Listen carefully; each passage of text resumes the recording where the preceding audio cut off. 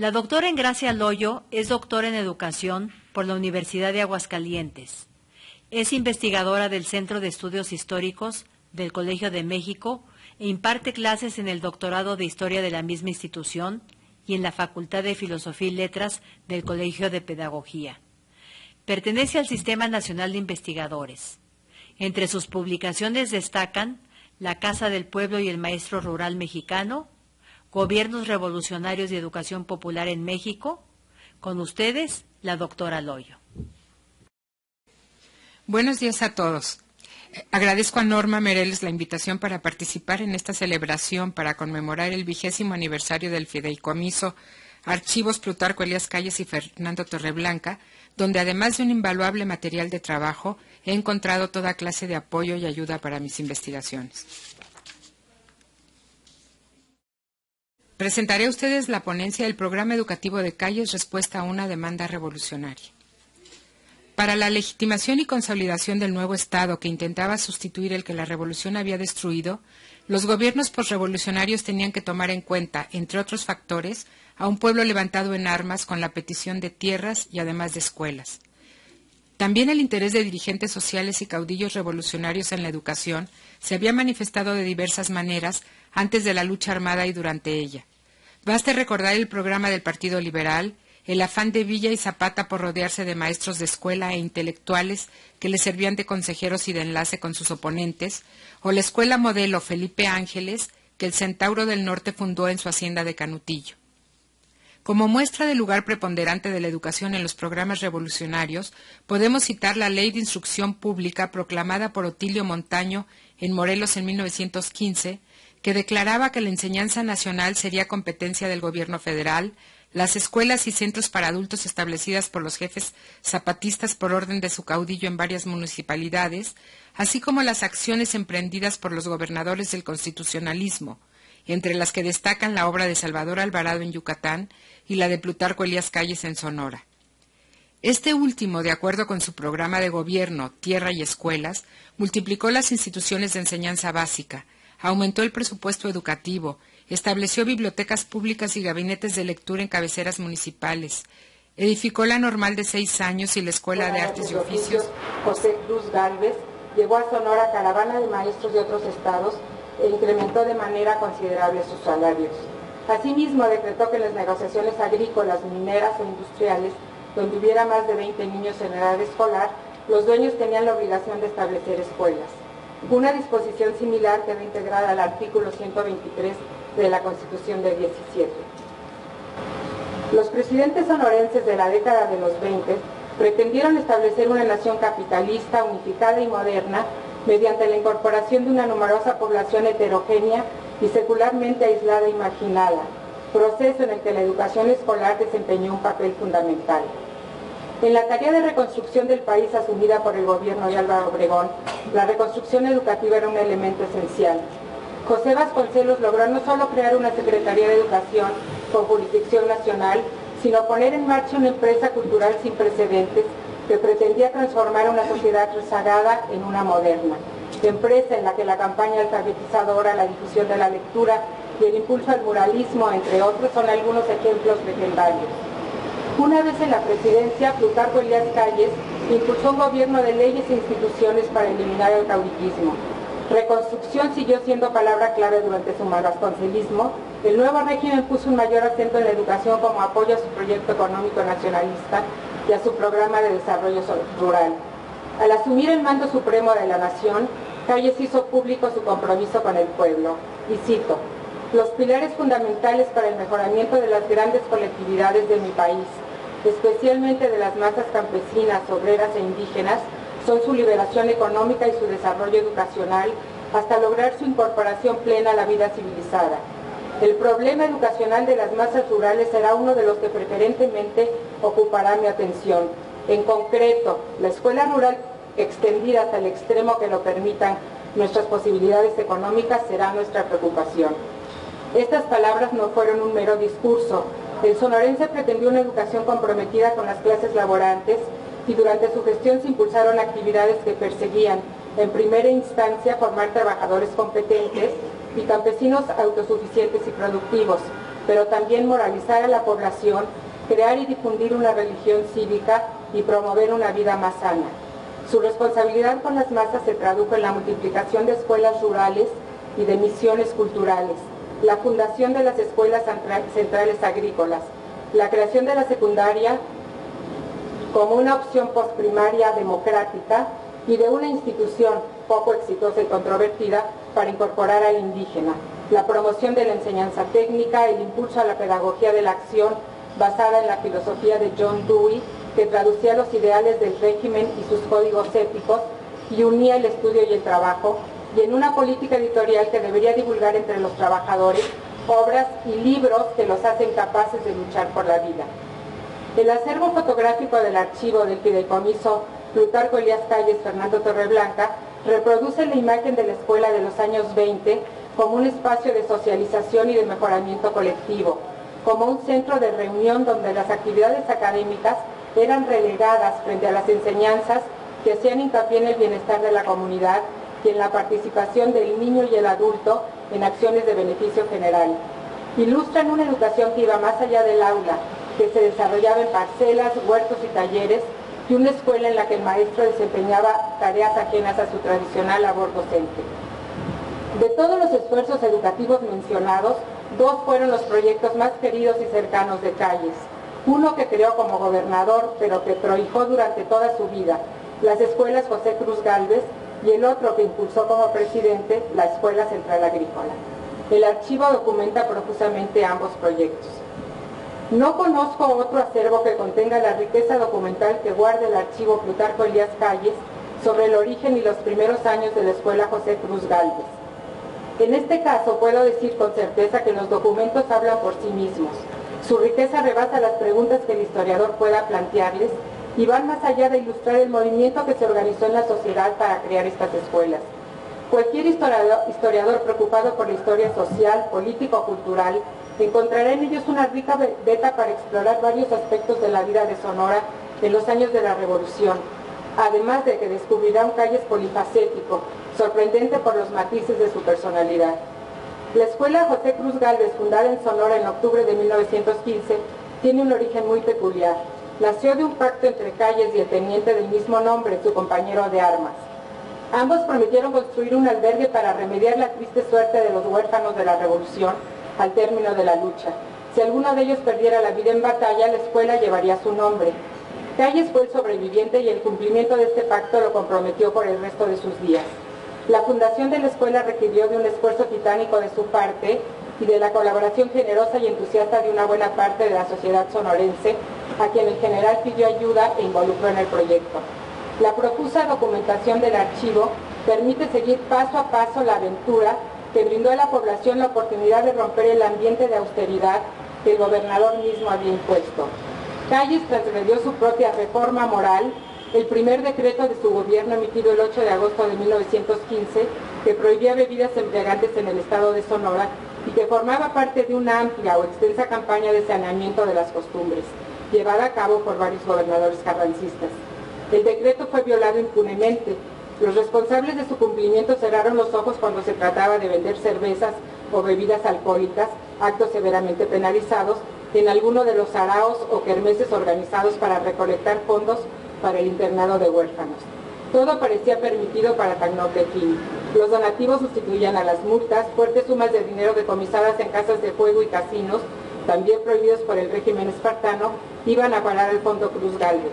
La colecta se convirtió en un noble pretexto para celebrar bailes, conciertos, romerías, veladas culturales, funciones de circo, concursos de todos tipos. Los juegos de azar como la lotería y las rifas adquirieron un carácter altruista. Todos participaban en la medida de sus posibilidades. Los empleados públicos donando un día de su sueldo, los pequeños comerciantes obsequiando materiales, los trabajadores cooperando con su propio esfuerzo. El archivo nos da muestra de cómo autoridades locales y jefes militares, haciendo gala de una doble moral, abrían generosamente sus bolsillos mientras se lanzaban en furibundas campañas de persecución contra los yaquis. En mercerías, librerías, fuentes de soda, salones de té, boticas, teatros, peluquerías, se instalaban alcancías para recabar fondos. El archivo guarda la bitácora de la construcción del edificio. Los documentos pintan la vida de la nueva institución, las enseñanzas, los obstáculos, las vicisitudes cotidianas. Por el mismo medio conocemos el funcionamiento de la escuela de niñas que vio la luz un poco después, donde la educación era tan esmerada y completa que existían las mismas hijas del general y de familias prominentes. Quien tenga curiosidad puede tener en sus manos incluso la lista de instrumentos musicales importados de Europa, muestra de la cuidadosa atención que se le brindaba a las alumnas. Pero la información más relevante es sin duda la que muestra el nexo de Calles con la institución y con los alumnos y que revela una faceta desconocida del mandatario, quien enviaba fondos y regalos para las cenas de Navidad, intervenía a favor de los jóvenes, cuidaba del buen desempeño de los maestros, estaba pendiente de que nada faltara en las escuelas, supervisaba a distancia la calidad del material o herramientas de trabajo. Calles, incluso desde la cúspide del poder, atendía quejas de docentes y estudiantes, participaba cuantas veces fuera necesario, incluso aportando fondos de su bolsillo en la buena marcha de la institución. El archivo contiene las cartas escritas por sus huérfanos a Papá Calles, como le llamaban con frecuencia, en la que se dirigían a él con gran cariño y confianza, seguros de que su protector no les escatimaría su apoyo y que revelan un lado amable del dirigente. Numerosos egresados que continuaban sus estudios en la capital del estado del país y muchos jóvenes que fueron a estudiar al extranjero le enviaban misivas para pedirle ayuda o para agradecérsela, o simplemente para tenerlo al tanto de sus estudios. Calles seguía de cerca su trayectoria y por años se reunió con ellos los domingos en México. En 1925, durante su presidencia, las escuelas integraron a la SEP, al Departamento de Enseñanza Técnica, sufrieron una reorganización completa y sirvieron de modelo para otras instituciones de enseñanza industrial. Por muchos años fueron la única opción federal de segunda enseñanza en los estados fronterizos. A partir de 1944, integradas en una sola institución, formaron parte del Departamento de Internados y hoy en día más de 300 hijos de familias de barrios marginados de Sonora encuentran en la Escuela Cruz Gálvez un hogar seguro y un centro de enseñanza y capacitación. El otro proyecto consentido de Calles, el de las escuelas centrales agrícolas, está profusamente, hay una profusa bibliografía sobre estas escuelas. Destacan las oficiales, memorias, boletines, números monográficos, memorias de maestros. Solamente esta última fuente o la historia oral, que en este caso ya es casi irrealizable, puede aproximarse a lo que nos revela el archivo. La pasión de Calles por estas escuelas, la vida cotidiana en las instituciones, las voces de los alumnos que, como en el caso interior, le exponían a Calles sus necesidades y compartían con él sus experiencias y esperanzas. Las escuelas centrales agrícolas formaban parte de una estrategia que pretendía integrar a los campesinos a los esquemas de la revolución sin cambiar radicalmente las estructuras o sistemas de propiedad de la tierra. En más de una ocasión, Calles expresó que no pretendía pulverizar la propiedad, lo que iría en contra de los intereses de la patria, sino fraccionar gradualmente los latifundios. Junto con el cooperativismo, la escuela complementaba un paulatino y mesurado reparto agrario. Las escuelas centrales agrícolas nacieron para capacitar a los pequeños propietarios rurales. Dependieron inicialmente de la Secretaría de Agricultura y Fomento y su objetivo era impartir al campesino enseñanza técnica para el desempeño eficiente de actividades agrícolas y el incremento de la productividad. Sintetizaron el ideal de los gobiernos revolucionarios de formar maestros y agricultores y estuvieron planeadas como centros de desarrollo regional y tenían como modelo escuelas norteamericanas e europeas. Se les definía como órganos centrales regionales de edificación de una civilización campesina y deberían ser financiadas por bancos agrícolas ejidales ubicados en las mismas zonas donde se encontraban las escuelas. La creación de las centrales agrícolas respondió al anhelo de Calles de formar pequeños agricultores prósperos, semejantes a los farmers, como él decía, de Estados Unidos. Un testigo recuerda las palabras del presidente durante una visita a la Escuela de Santa Lucía en Durango frente a los estudiantes que integraban la Guardia de Honor vestidos de caqui. Esto es lo mejor que se puede contemplar en México, pues estos muchachos son hijos de peones que viven en chozas de paja, duermen en el suelo y andan descalzos todo el año. Las nuevas instituciones agrícolas permitirán a la nueva generación que se libere de esa esclavitud. Los colegios agrícolas constituyen, pues, el frente de mi guerra en contra del arado de madera y todo lo que representa. Las escuelas se alojaban en su mayoría en haciendas que el gobierno compraba o expropiaba directamente a sus dueños y que Calles seleccionaba personalmente. 2 de ellas pasaron al gobierno por donación. Entre 26 y 28 vieron la luz La Huerta en Michoacán, El Meche en Hidalgo, Roque en Guanajuato, Champusco en Puebla, Santa Lucía en Durango y Tenería en el Estado de México. Diseñados para alojar un promedio de 200 alumnos, los planteles contaban con todo tipo de anexos, establos, caballerizas, almacenes, silos, maquinaria agrícola, lecherías, dormitorios, comedor, en fin. Los estudiantes deberían combinar el estudio, el trabajo de campo y los talleres. Las escuelas se ubicaban en grandes extensiones de terreno, La Huerta en 8.000 hectáreas, El Meche en una hacienda de 15.000, para permitir a los alumnos desarrollar proyectos de trabajo individuales y en cooperativa y tener además contacto con agricultores y ejidatarios a quien debería prestársele toda clase de apoyo, aunque en la práctica no fue siempre así, pero bueno, eso es otro tema. Las costosas instalaciones que también ilustra el acervo fotográfico del archivo, en muchos casos contrastaban con la pobreza de otras instituciones, como las normales rurales. Más que memoria del buen funcionamiento de las escuelas, el archivo guarda el de sus debilidades, el descontento de los alumnos que se dirigen a calles con gran familiaridad, como quien cuenta con un aliado y protector. Los estudiantes de Santa Lucía, por ejemplo, se quejaban porque los maestros los hacían trabajar en asuntos ajenos a la escuela, porque no sabían nada de agricultura ni de movimiento agrario, a la vez que los acusaban de dictar disposiciones descabelladas y arbitrarias. Abundan los reclamos porque les mandaban profesores sin títulos, sin preparación, por ser simplemente amigos de políticos. Los de estudiantes de Champusco, por citar otro ejemplo, se lanzaron a una huelga como protesta por los malos tratos del director, a quien culpaban de haber dejado echado a perder la leche de la región y de disponer de 2,000 pesos para un banquete a 20 generales que visitaron la escuela.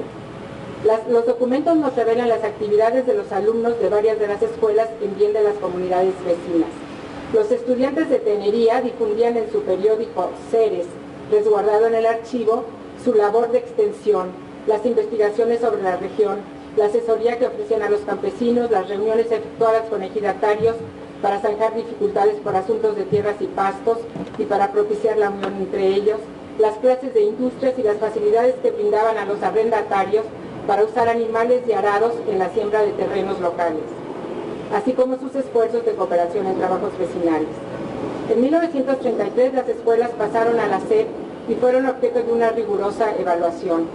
El ingeniero Manuel Mesa Draca, nuevo responsable de su funcionamiento, alababa la creación de escuelas en un país, y cito, donde unos años antes no se conocía la palabra agrónomo y no se pensaba en otra cosa que en embellecer la capital de la República y fundar escuelas universitarias, pero desaprobaba la elección de las fincas que no reunieron las condiciones ideales para el funcionamiento de las escuelas, el lujo excesivo de algunas construcciones que no podrían servirles a los alumnos de modelo para construir las suyas cuando regresen a sus tierras. Se hablaba incluso de que estas escuelas eran palacios para campesinos descalzos, era una de las críticas que recibían. El divorcio entre la enseñanza académica en manos de normalistas sin conocimientos agrícolas y la agrícola encargada a agrónomos sin aptitudes ni formación pedagógica. Lamentaba que con demasiada frecuencia los alumnos eran hijos de profesionistas, no de ejidatarios, y que muchos de ellos no eran de la región. La opinión de otros funcionarios de la SEP fueron más severas. Uno de ellos acusó a los directores de maldad y deshonestidad y atribuyó el poco éxito de las escuelas a las limitaciones económicas del régimen y a intereses políticos de poderes regionales y de grupos organizados. El archivo guarda un valioso estudio de Manuel Gamio, hecho desde el nuevo Instituto de Investigaciones Sociales adscrito a la Escuela del Meche, que reveló algunas inconsistencias de dicha central y probó que en varios aspectos los críticos tenían razón. Bueno, como las críticas se repiten, no las voy a leer todas, simplemente las que me parecen más importantes. Corroboró que los directores habían negociado en su provecho con los productos de la escuela y habían descuidado el aspecto educativo por dedicarse al comercio. El estudio puso al descubierto las condiciones desfavorables de quienes trabajaban como asalariados, peones o mediante algún tipo de convenio, ya fuera de arrendamiento o de aparcería, tierras de la institución, la larga jornada de más de 11 horas, el salario injusto, y se unió a las voces de los vecinos para denunciar una política que había puesto en manos de los campesinos una gran extensión de tierras cerriles, áridas e improductivas. Asimismo, aconsejó ceder las tierras excedentes a campesinos asociados en cooperativas. Este es un antecedente de los cambios que se llevaron a cabo durante el cardenismo. El trabajo de Gamio, más allá de la evaluación de la institución, es un importante estudio antropológico de la región. Las debilidades señaladas hicieron que algunas de las centrales fueran fusionadas con las escuelas normales rurales y las misiones culturales para formar una nueva institución, la Escuela Regional Campesina. Sin duda influyó en esta medida el hecho de que los alumnos de varias centrales, con el apoyo de Calles, comenzaron a organizarse en sociedades cooperativas y a exigir tierras aún antes de la sugerencia de Gamio. Calles cedió a la colonia El Arado la hacienda La Rueda para establecer una colonia, y otras escuelas siguieron el ejemplo, y aún después de que el sonorense dejó la presidencia, los alumnos y egresados de las centrales seguían estableciendo colonias agrícolas con gran oposición de los hacendados. Ya simplemente para concluir, quiero hablar del legado de Calles. En el aspecto educativo, el régimen de Calles está lejos de tener la opacidad que le han atribuido algunos estudiosos que lo contrastan con la aureola boreal del vasconcelismo. A pesar de que el mismo Vasconcelos lamentó que su obra hubiera sido como un piano caído entre salvajes, en la política de su sucesor hubo más continuidades que rupturas, más aportaciones que omisiones. Durante este periodo y durante el maximato, las escuelas rurales se multiplicaron y abrieron sus puertas a toda la población, niños y adultos. La educación escolar fue, en la práctica, en la Constitución, pero hacía muchos años que lo era, un derecho inalienable de los mexicanos. Desde la escuela se atendieron muchos aspectos antes abandonados de la vida campesina y del mundo obrero. Se puso en vigor una nueva pedagogía basada en el trabajo, en la cooperación, la solidaridad y la atención a los grupos desheredados, obreros y campesinos.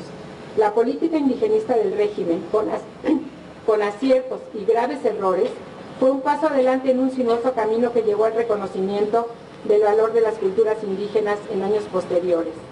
La promoción de la moral laica y la salud pública formaron parte de la política cultural y educativa del régimen. Aún queda mucho que hurgar en el riquísimo acervo del archivo para conocer a fondo esta obra educativa y para sacar a la luz no solo las aportaciones de la política oficial, sino también las acciones de la iniciativa privada, y no solo durante los años del callismo, sino durante el maximato, etapa en que se gestó el cardenismo. Muchas gracias.